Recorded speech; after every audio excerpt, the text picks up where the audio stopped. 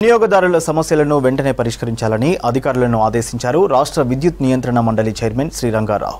నాగర్ కర్నూలు జిల్లాలో విద్యుత్ వినియోగదారులతో ముఖాముఖిలో ఆయన పాల్గొన్నారు. జిల్లా నలుమూలల నుంచి వచ్చిన వినియోగదారులు తమ సమస్యలను ఏకరువు పెట్టారు. 200కు పైగా సమస్యలపై వినతి పత్రాలు సమర్పించారు. స్తంభాలు వేయడం లేదని, లూజ్ వైర్లను సరిచేయడం లేదని, డీడీలు కట్టినా కొత్త ట్రాన్స్ఫార్మర్లు మంజూరు చేయడం లేదని ఫిర్యాదు చేశారు.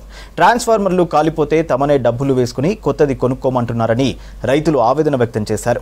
వినియోగదారుల సమస్యలు విని విస్తుపోయిన శ్రీ రంగారావు అధికారులపై ఆగ్రహం వ్యక్తం చేశారు. వినియోగదారుల కష్టాలు తీర్చాలని ఆదేశించారు. ప్రశ్నించినప్పుడు ఆ విషయాలు తెలుస్తాయి కాబట్టి ఇంకా వాళ్ళ కింది ఉద్యోగుల్ని సంస్కరించుకోవడానికి అవకాశం ఉంటుంది. దీంట్లో ఎవరు కూడా బాధపడాల్సినటువంటి అవసరం లేదు. తప్పుడు పనులు చేసేటువంటి అధికారులను మాత్రమే ప్రశ్నిస్తారు.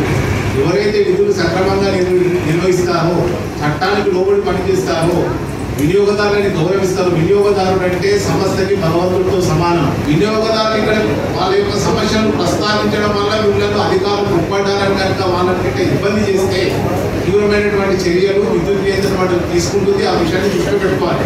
ఆ సంస్థల బాగును మనం ఆశించేవారని కనుక ఎవరైనా విద్యుత్ దొంగతనం చేసినప్పుడు ఆ విషయాన్ని కూడా మీరు విద్యుత్ సంస్థల దృష్టికి తీసుకురావాలి. ఇవన్నీ కూడా మీ బాధ్యతలను తెలియజేయడానికే మేము మీ దగ్గరికి